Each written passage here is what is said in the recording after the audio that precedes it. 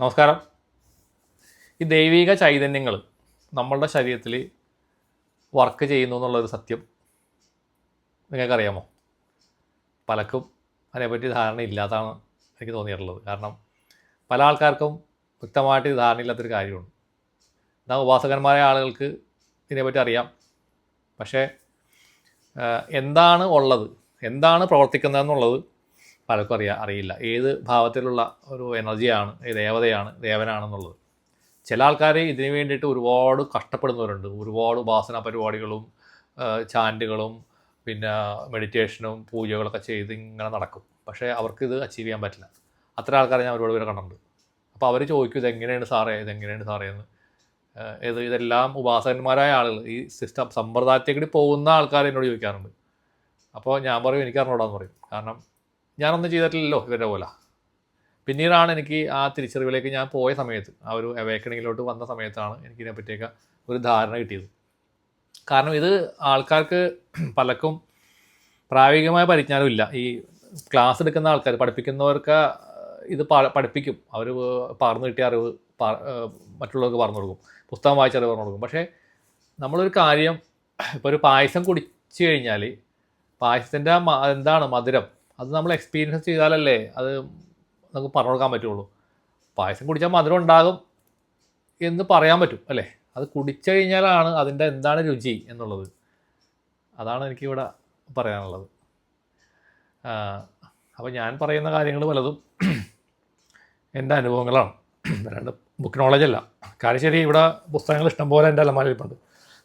പക്ഷേ ഞാനൊന്നും വായിച്ചിട്ടില്ല. വായിക്കാനായിട്ട് ആ പുസ്തകം കാണുമ്പോൾ എനിക്ക് വായിക്കാൻ തോന്നില്ല. ഒരുപാട് ബുക്സ് ഉണ്ട്, ഒരുപാട് നല്ല നല്ല ബുക്സ്, പുരാണങ്ങളും പല പല ഗ്രന്ഥങ്ങളും ഒക്കെ എൻ്റെ വീട്ടിലുണ്ട്. അപ്പോൾ ദൈവിക ചൈതന്യങ്ങളെ പറ്റിയാണ് നമ്മൾ പറഞ്ഞു തന്നത്. ഞാൻ ഈ സെഷൻ ചെയ്യുമ്പോഴും ഒരുപാട് ആളുകളിൽ ഇതുപോലെ ദൈവികമായ ചൈതന്യങ്ങൾ കാണാറുണ്ട്. അപ്പോൾ ആദ്യം എനിക്ക് ഇതിനെപ്പറ്റി വ്യക്തമായിട്ടുള്ള ധാരണ കിട്ടിയത് ഞാൻ എൻ്റെ ധ്യാനങ്ങൾ ചെയ്ത് നടക്കുന്ന സമയങ്ങളിലായിരുന്നു. ഇതുപോലെ ചില ആളുകളെയൊക്കെ കണ്ടുമുട്ടുമ്പോഴൊക്കെ അവർ ഇങ്ങനെ പറയും ദൈവിയുടെ സാന്നിധ്യം എന്നിലുണ്ടെന്ന് ചില ആൾക്കാരങ്ങനെ പറഞ്ഞിട്ടുണ്ടായിരുന്നു. പക്ഷെ അതെനിക്ക് എങ്ങനെയൊന്നും അറിഞ്ഞുകൂടായിരുന്നു അതെങ്ങനെയാണ്, അതുകൊണ്ട് ഞാനെന്ത് ചെയ്യും, അല്ലെങ്കിൽ അതുകൊണ്ട് എനിക്ക് പ്രയോജനം, ഞാൻ എങ്ങനെ അതിനെ യൂട്ടിലൈസ് ചെയ്യും എന്നൊക്കെ പല സംശയങ്ങളുണ്ടായിരുന്നു. പണ്ടൊക്കെ നമുക്ക് ഈ എന്തെങ്കിലുമൊക്കെ സിദ്ധി കിട്ടണം, അത് ഉപയോഗിച്ചിട്ട് അത് ചെയ്യണം, ഇത് ചെയ്യണം, മറ്റത് ചെയ്യണം എന്നൊക്കെ ഉള്ള ചിന്തകളൊക്കെ ഉണ്ടായിരുന്നു. പക്ഷേ അതൊന്നുമല്ല, നമ്മൾ മോക്ഷത്തിലേക്കുള്ള ഒരു പ്രയാണത്തിലാണ് ഇരിക്കുന്നതെന്നുള്ളൊരു ഒരു ഒരു ധാരണ ഉണ്ടായത് പിന്നീടാണ്. അപ്പോൾ മജീഷ്യനൊന്നുമല്ല നമ്മൾ മാജിക്ക് കാണിച്ച് അത്ഭുതം കാണിക്കേണ്ട ആളൊന്നുമല്ല. നമുക്കതൊന്നുമല്ല നമ്മുടെ പണി മോക്ഷത്തിലേക്ക് പോവുക, അത്രയേ ഉള്ളൂ. സോളിൻ്റെ ഒരു പ്രയാണത്തിൽ വന്ന് ഇങ്ങനെ നിൽക്കുകയാണ്. അവസാനത്തെ ജന്മത്തിലേക്കായിട്ട് നിൽക്കുന്ന ഒരാൾ തന്നെയാണ് ഞാനും. അത് എന്നോട് പലരും പറഞ്ഞിട്ടുണ്ട്. പക്ഷേ ഇപ്പോൾ ദേവിയും പറയുന്നുണ്ട് എൻ്റെ അവസാനത്തെ ജന്മമാണ്, ഇത് കഴിഞ്ഞാൽ നമുക്ക് നേരെ അങ്ങോട്ടേക്ക് പോവാം എന്ന് പറയുന്നുണ്ട്. എങ്ങോട്ടേക്കെന്ന് എനിക്ക് അറിഞ്ഞോട്ടെ, അത് പറയുന്നുണ്ട്. എൻ്റെ ഒരു 45 വയസ്സ് വരെയൊക്കെ എനിക്ക് കുറച്ച് കർമാസ് കാര്യങ്ങളൊക്കെ അതൊക്കെ ഉണ്ടായിരുന്നു. അത് കഴിഞ്ഞ് പിന്നെ പയ്യെ ഞാൻ എൻ്റെ ആത്മീയവാദത്തിലേക്ക് ഒന്നുകൂടിയും സ്ട്രോങ് ആയിട്ട് വരികയും പിന്നീട് കാര്യമായ അലച്ചിലുകളോ കാര്യങ്ങളൊന്നും ഇല്ലാതെ ഞാൻ ജീവിതം മുന്നോട്ട് ഇതുവരെ വന്നിട്ടുണ്ട്. പക്ഷേ ഒരു 2 കൊല്ലം മുന്നേ ഞാൻ ഇതുപോലെ എൻ്റെ ഇതുപോലുള്ള ഹീലിംഗ് പരിപാടിയൊക്കെ സ്റ്റോപ്പ് ചെയ്ത് നിൽക്കുന്ന സമയത്താണ് ഒരു അപ്രതീക്ഷിതമായിട്ട് ഉറക്കത്തിൽ ദേവി വന്നിട്ട് ഈ മഹാകാളി ഹീലിംഗ് ചെയ്യാനുള്ള ഒരു സാധനം എനിക്ക് കാണിച്ചു തന്നത്. എന്നിട്ട് ചെയ്തോളാൻ പറഞ്ഞിട്ട് നീ ചെയ്തോളൂ എന്ന് പറഞ്ഞിട്ട് പോയത്. അതിനുശേഷം യാന്ത്രികമായിട്ട് ആൾക്കാരുടെ അടുത്തേക്ക് വരികയാണ് ചെയ്തത്. കാരണം ഞാൻ ഒന്നും അന്വേഷിച്ച് പോയിട്ടൊന്നുമില്ല. പിന്നീട് എന്താണ് ഒരു ചേഞ്ച് ഉണ്ടായത്, നമ്മുടെ ഫ്രണ്ട് ടാരോ റീഡർ വിശ്വലത മാഡം എൻ്റെ അടുത്ത് പറഞ്ഞു നിങ്ങളൊരു യൂട്യൂബ് ചാനൽ തുടങ്ങണം, നാട്ടുകാർ അല്ലെങ്കിൽ ലോകത്തുള്ള ആൾ അറിയട്ടെ സാറിൻ്റെ കഴിവുകൾ എന്ന് പറഞ്ഞിട്ടാണ് ഞാൻ ഈ യൂട്യൂബ് ചാനൽ തുടങ്ങുന്നത്.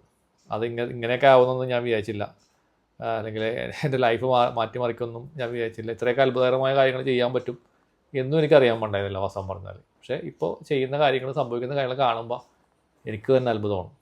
അപ്പോൾ ഞാൻ പറഞ്ഞു വന്നത് ദൈവിക ചൈതന്യം നമ്മളിൽ വന്നാലുള്ളൊരു കാര്യമാണ്. അപ്പോൾ അതേപോലെ ദൈവിക ചൈതന്യം എൻ്റെ കൂടെ ഇരിക്കുന്നതുകൊണ്ടാണ് എനിക്കിതൊക്കെ ചെയ്യാൻ പറ്റുന്നത്. അത് തെളിയുക എന്ന് പറഞ്ഞു കഴിഞ്ഞാൽ എനിക്ക് പറയാനുള്ളൊരു ബേസിക്കായിട്ടൊരു കാര്യം എന്ന് പറഞ്ഞാൽ, അപ്പം നിങ്ങളിൽ എല്ലാവരിലും പലരിലും ഉണ്ട് ദൈവിക ചൈതന്യം ഒളിച്ചിരിക്കുന്നുണ്ട്. ചിലപ്പോൾ ഒരു ഭദ്രകാളി ആയിരിക്കാം, അല്ലെങ്കിൽ ഒരു മഹാവിഷ്ണു ആയിരിക്കാം, കൃഷ്ണനായിരിക്കാം, അങ്ങനെ ദേവതകൾ. അപ്പോൾ നമ്മുടെ ഇടത് ഭാഗത്ത് ലെഫ്റ്റ് സൈഡിലാണ് ഫെമിനിൻ എനർജി ഇരിക്കുക എന്നുള്ളതാണ് ഞാൻ കണ്ടേക്കുന്നത്. അപ്പോൾ ദേവിയാണെങ്കിൽ ഇവിടെ ഇരിക്കും, ദേവനാണെങ്കിൽ റൈറ്റ് സൈഡിലായിരിക്കും. അപ്പോൾ മെയിൽ എനർജി റൈറ്റ് സൈഡിൽ, ശിവനാണെങ്കിൽ ശിവൻ, അല്ലെങ്കിൽ ആരായിക്കോട്ടെ, മുരുകനാണെങ്കിലും ആരാണെങ്കിലും അങ്ങനെയാണ് സാധാരണ കാണുക. ആ സൈഡിലാണ് അവരുടെ സ്ഥാനം എന്നുള്ളതാണ് കണ്ടേക്കണം. അതിനെപ്പറ്റി അത്രയൊക്കെ എനിക്ക് അറിഞ്ഞോളൂ. അതിനെപ്പറ്റി ആധികാരികമായിട്ട് ഞാൻ പറയാനൊന്നും ആളല്ല, എൻ്റെ അനുഭവമാണ്. കൂടുതൽ വിവരങ്ങളുള്ള അറിയുന്ന ആൾക്കാരുണ്ടെങ്കിൽ കമൻറ്റ് ഇട്ടോളൂ, ഒരു കുഴപ്പമില്ല. എനിക്കതിനകത്ത് യാതൊരു ഈഗോ ഇല്ല. എനിക്കറിയണത് ഞാൻ പറയും, പിന്നെ തെറ്റാണെങ്കിൽ നിങ്ങൾ ക്ഷമിക്കാം. അപ്പോൾ ഞാൻ കണ്ടേക്കണേൽ ഇതുപോലെ ഒരു മഹാലക്ഷ്മി എൻ്റെ അടുത്ത് മുമ്പ് നേരത്തെ 1 വർഷം മുമ്പ് ഹീൽ ചെയ്യാൻ തുടങ്ങിയ സമയത്ത് ഒരു പെൺകുട്ടി, ആ പെൺകുട്ടിയുള്ള ന്യൂസിലൻഡിലാണ്. അവർക്ക് ഇതുപോലെ തന്നെ ഒരു മഹാലക്ഷ്മിയുടെ സാന്നിധ്യം, റൈറ്റ് സൈഡിൽ ഗണപതിയുടെ സാന്നിധ്യം ഞാൻ വളരെ ക്ലിയറായിട്ട് സെഷൻ കഴിഞ്ഞ് കഴിയുമ്പോഴാണ് കാണുള്ളൂ. അതുവരെയും കാർമേഘം വന്ന് മൂടിയിരിക്കുകയാണ്. അപ്പോൾ അതിൽ നിന്ന് മനസ്സിലാക്കേണ്ട എന്താണ്, നെഗറ്റീവ് എനർജി വന്നാൽ നിങ്ങൾ എത്രയൊക്കെ വലിയ ഉപാസകനാണെങ്കിലും എത്രയൊക്കെ വലിയ പവറിലാണെങ്കിലും ഈ നെഗറ്റീവ് എനർജി വന്നിങ്ങനെ ആവരണം ചെയ്താൽ, കറുത്ത മേഘമാണ്, അതിങ്ങനെ വന്നങ്ങോട്ട് മൂടിക്കഴിയുമ്പോൾ നമ്മളൊരു സാധനത്തിൻ്റെ മുകളിൽ കവർ ഇടുന്ന പോലെയാണ്. അപ്പോൾ ദേവതകൾ ഒക്കെ മൂടിപ്പോകും, നമുക്ക് അവരുടെ സഹായം കിട്ടില്ല, അവർക്ക് പ്രവർത്തിക്കാൻ പറ്റില്ല, അവർക്ക് പ്രവർത്തനം സ്തംഭിച്ചു പോകും. അതുണ്ടാവുക. അത് നമ്മുടെ എനർജീസിനെ ബാധിക്കും, നമ്മളുടെ കഴിവുകളെ ബാധിക്കും, നമ്മുടെ ബോഡിയെ ബാധിക്കും. ഇതാണ് സംഭവിക്കുന്നത്. പക്ഷേ കൃത്യമായ രീതിയിൽ നിങ്ങളതിനെ ശുദ്ധീകരിച്ച് കളയാനായിട്ട് നിങ്ങൾക്ക് ചിലപ്പോൾ ക്ഷേത്രത്തിൽ പോയാലും ചിലപ്പോൾ ഇറങ്ങിപ്പോകാൻ സാധ്യതയുണ്ട്. ചിലത് എല്ലാം പോകണമെന്നില്ല, ചിലത് ഇറങ്ങിയിട്ട് വീണ്ടും നമ്മുടെ മേത്ത് രണ്ടാമത് കയറും. അങ്ങനത്തെ ആൾക്കാരും ഉണ്ട്. അത് ശത്രുബാധയാണെങ്കിൽ അങ്ങനെയാണ് സംഭവിക്കുക. ചിലപ്പോൾ സ്വമേധയെ വന്ന് കയറിയിരിക്കുന്ന സാധനമാണെങ്കിലാ ചിലപ്പോൾ എവിടെയെങ്കിലും പവർഫുള്ളായിട്ടുള്ളൊരു അമ്പലത്തിൽ പോയാൽ അവിടെ വെച്ച് ചിലപ്പോൾ ഇറങ്ങിപ്പോകാനുള്ള സാധ്യതയുണ്ട്. അപ്പോൾ ഈ അമ്പലങ്ങളൊക്കെ അവിടെ നിർമ്മിച്ച് വെച്ചേക്കുന്നത് വെറുതെ അല്ലെന്ന് നമുക്ക് മനസ്സിലാക്കേണ്ട ഒരു കാര്യമാണ്. അതൊക്കെ ഭയങ്കരമായ കാര്യങ്ങളുണ്ട്. അതിനെപ്പറ്റിയൊന്നും പറയാൻ എനിക്കറിയാൻ പാടില്ല കേട്ടോ. അതൊക്കെ വലിയ കാര്യങ്ങളാണ്. അപ്പോൾ ഇത്തരം ചൈതന്യങ്ങൾ നിങ്ങൾക്ക് ഉണ്ടെങ്കിൽ അതിനെ നിങ്ങൾ തെളിയിച്ചെടുക്കാൻ വേണ്ടി നിങ്ങൾ ശ്രമിക്കണം. എന്ന് വെച്ചാൽ ശുദ്ധീകരിച്ച് അതിനെ ക്ലിയർ ചെയ്തെടുത്താൽ നിങ്ങൾ നല്ല പളുങ്ക് പോലെ അല്ലെങ്കിൽ നല്ല രത്നം പോലെ വജ്രം പോലെ തിളങ്ങും. നിങ്ങളുടെ ശരിക്കുള്ള കഴിവുകൾ അപ്പോഴാണ് പുറത്തേക്ക് വരിക.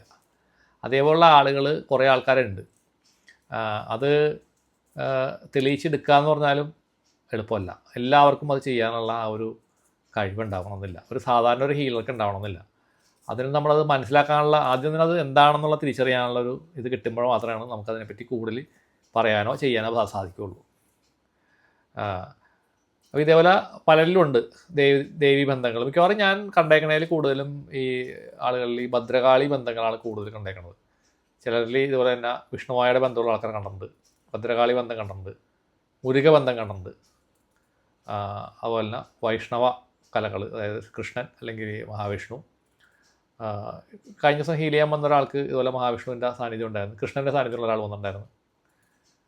പക്ഷെ അവർക്കതൊന്നും അറിയില്ല. വാസ്തവത്തിൽ പൂർണ്ണമായിട്ടും നമ്മൾ പറഞ്ഞു കൊടുക്കുമ്പോഴാണ് ശരിയാണല്ലോ എന്ന് പറയണത്. എനിക്ക് ആ അനുഭവമുണ്ട് ഈ അനുഭവം എന്നൊക്കെ ആൾക്കാർ പറയണത്. അപ്പം നിങ്ങളിലുള്ള ദൈവിക ചൈതന്യം എന്താണെന്ന് നിങ്ങൾ തിരിച്ചറിയണം. അതാണ് ഞാൻ പറഞ്ഞു വന്ന പോയിൻ്റ്. ഇതാണ് ആ ദൈവിക ചൈതന്യം നിങ്ങൾ മനസ്സിലാക്കിക്കൊണ്ട് അതിന് വേണ്ടുന്നതായ മന്ത്രങ്ങൾ. ഇപ്പോൾ നമുക്കിപ്പോൾ മുരുകനാളിരിക്കുകയാണെന്നുണ്ടെങ്കിൽ നമ്മൾ ആ മുരുകനുള്ള മന്ത്രം ഓം ശരവണഭവായ നമ, ഓം ശരവണഭവായ നമ, അത് ജപിച്ചുകൊണ്ടിരുന്നാൽ ആ മുരുകൻ്റെ പവർ കൂടും, അല്ലെങ്കിൽ അതിനേക്കുള്ള എനർജി കൊടുക്കും. ഇപ്പോൾ നമ്മൾ രാമൻ വന്നിരിക്കുമ്പോൾ രാമനെ കൃഷ്ണൻ വിളിച്ചിട്ട് പോലെ കാര്യമുണ്ടോ? രാമൻ രാമാന്നല്ലേ വിളിക്കേണ്ടത്. അപ്പോൾ അതേപോലെ അവർക്കുള്ള ആ മന്ത്രം നമ്മൾ കൊടുക്കുക, ആ മന്ത്രം കൊടുക്കുക. സാധാരണ മന്ത്രങ്ങൾ ഇപ്പോൾ ദേവിയാണെങ്കിൽ അമ്മേ നാരായണ, ദേവി നാരായണ, ലക്ഷ്മി നാരായണ, ഭദ്രേ നാരായണ ജപിച്ചാലും മതി. കടുകട്ടിയുള്ള കടിച്ചാൽ പൊട്ടാത്ത മന്ത്രമൊന്നും ദേവിക്ക് വേണ്ട. ദേവിക്ക് അത് വിളിച്ചാൽ ഏറ്റവും ഇഷ്ടമുള്ള മന്ത്രം അതാണ്. ഇപ്പോൾ ഞാനൊക്കെ എൻ്റെ ആത്മീയ ജീവിതത്തിൽ ഏറ്റവും കൂടുതൽ ജപിച്ചേക്കണം എന്താണെന്നറിയോ? ഓം നമ ശിവായ, ഓം നമോ നാരായണായ, പിന്നെ അമ്മേ നാരായണ, ദേവി നാരായണ, ലക്ഷ്മി നാരായണ, ഭദ്രേ നാരായണ. ഇതാണ് 3 മന്ത്രങ്ങൾ എനിക്ക് അറിഞ്ഞോളൂ. അതാണ് ഞാൻ എൻ്റെ ഒരു ലൈഫിൽ മുഴുവൻ ജപിച്ചേക്കുന്നത്. പിന്നീട് എനിക്ക് ഓരോരോ വെളിപാടുകൾ വന്നു തുടങ്ങിയപ്പോഴാണ് പുതിയ കാര്യങ്ങളോട്ടൊക്കെ ഞാൻ പോയിട്ടുള്ളൂ. അപ്പോഴും ബേസിക്കായിട്ട് ഞാൻ ഒന്നും പഠിച്ചിട്ടില്ല. അതാണ്. അപ്പോൾ പഠിക്കാണ്ടിരിക്കുന്ന ആൾക്കാർ കേൾക്കേണ്ടെങ്കിൽ നിങ്ങൾ സന്തോഷിച്ചോളൂ. പഠിക്കാതിരിക്കുന്നതാണ് നല്ലതെന്ന് മനസ്സിലായില്ലേ? പഠിച്ച അമ്മമാർക്ക് അവൻ്റേതായിട്ടുള്ള നിയമങ്ങളിലൂടെ തത്വങ്ങളിലൂടെ സഞ്ചരിക്കണം. നമുക്കിതൊന്നും ബാധകമല്ല. കാരണം നമുക്കറിവില്ലാത്തവരാണ്, നമുക്ക് ഇഷ്ടം പോലെ നടക്കാമല്ലോ, ആരും ചോദിക്കാൻ പറയാമില്ല. നിങ്ങൾ എന്തുകൊണ്ട് അങ്ങനെ ചെയ്യുമെന്ന് വെച്ച് കഴിഞ്ഞാൽ ഞാൻ പഠിച്ചിട്ടില്ല അല്ലേ, അത്രയേ ഉള്ളൂ. പക്ഷേ അതിൽ നിങ്ങൾക്ക് വിജയിക്കാൻ പറ്റും. അത് ഉദാഹരണമാണ് ഇരിക്കണേ ഞാൻ. അപ്പോൾ നിങ്ങൾ ആത്മാർത്ഥമായ ഒരു ഭക്തി അല്ലെങ്കിൽ റിയൽ ആയിട്ടുള്ളൊരു ഭക്തി നിങ്ങളുടെ ഉള്ളിലുണ്ടെങ്കിൽ അത് മതി. ആത്മാർത്ഥമായിരിക്കണം. മറ്റുള്ളവരെ കാണിക്കാൻ വേണ്ടിയുള്ള ഭക്തിയല്ല, നിങ്ങളുടെ ഉള്ളിൽ നിന്ന് വരുന്ന സാധനമായിരിക്കണം. ആ ഭക്തി നിങ്ങൾക്ക് ഉണ്ടെങ്കിൽ ഈ ദേവതകൾ നിങ്ങൾ തെളിയും, ഒരു സംശയം വേണ്ട. നിങ്ങൾ വിഷ്വലൈസ് ചെയ്യുക, നിങ്ങളുടെ ഇടതുഭാഗത്ത് ഇവിടെ ദേവി, ഇഷ്ടമുള്ള ദേവി, ഇപ്പോൾ ഭദ്രകാളിയാണെങ്കിൽ ഭദ്രകാളി, മഹാലക്ഷ്മി ആണെങ്കിൽ മഹാലക്ഷ്മി, അല്ലെങ്കിൽ ഈ സൈഡിൽ വേറെ വിഷ്ണുവോ അല്ലെങ്കിൽ ശിവനോ ആരായിക്കോട്ടെ. നിങ്ങളിങ്ങനെ ഇരുന്നിട്ട് മെഡിറ്റേഷനിൽ നിന്നുകൊണ്ട് വിഷ്വലൈസ് ചെയ്യുക, ഇടത്ത് ഭാഗത്ത് ഇരിക്കുന്നുണ്ട്, വലത്ത് ഭാഗത്ത് ഇരിക്കുന്നുണ്ട്, പുറയിൽ വേറെ ആളൊക്കെ ഉണ്ട്, അങ്ങനെ ഇങ്ങനെയൊക്കെ ആയിട്ട് നിങ്ങളുടെ മുകളിൽ ചന്ദ്രക്കല ഇവിടെ നിൽക്കുന്നതായിട്ട് വിഷ്വലൈസ് ചെയ്യുക. നിങ്ങൾ ഡെയിലി നിങ്ങനെ വിഷ്വലൈസ് ചെയ്തുകൊണ്ടെന്നാണല്ലോ കുറേ കഴിയുമ്പോൾ അത് അങ്ങനെ ആയിത്തീരും. ഇത്രയേ ഉള്ളൂ. ഇതാണ് ഇതിനകത്തുള്ള സയൻസ്. ഇത് വിഷ്വലൈസേഷനിലൂടെയൊക്കെയാണ് നമ്മൾ കുറേ കാര്യങ്ങൾ ചെയ്തേക്കണതിന് മുമ്പൊക്കെ ഒത്തിരി കാര്യങ്ങൾ ചെയ്തിട്ടുണ്ട് വിഷ്വലൈസേഷനിലൂടെ. നമ്മൾ ഇവിടെ നിന്ന് വിഷ്വലൈസ് ചെയ്ത് സ്ട്രോങ് ആയിട്ട് വിഷ്വലൈസ് ചെയ്താൽ സംഭവിക്കും. ചില കാര്യങ്ങൾ പറഞ്ഞാൽ സംഭവിക്കും, അതങ്ങനെ ആവട്ടെ, അതങ്ങനെ നടക്കട്ടെ എന്നൊരു വാക്ക് വന്നു കഴിഞ്ഞാൽ ചില സമയങ്ങളിൽ പറയുമ്പോൾ ആ വാക്കിനൊരു കനമുണ്ട്, അതുപോലെ നടക്കും. അതുപോലെ നിങ്ങൾക്കും പറ്റും. അവിടെ ഞാനും നിങ്ങൾ തമ്മിൽ വ്യത്യാസമൊന്നുമില്ല. എനിക്ക് ശക്തി കൂടുതൽ, നിങ്ങൾക്ക് കുറവൊന്നുമില്ല. നിങ്ങളും ഞാനൊക്കെ ഒന്ന് തന്നെ, വണ്ണസാണ്. ഞാൻ തന്നെയാണ് നീ തന്നെയാണ് ഞാൻ. അതാണ് ശരിക്കും.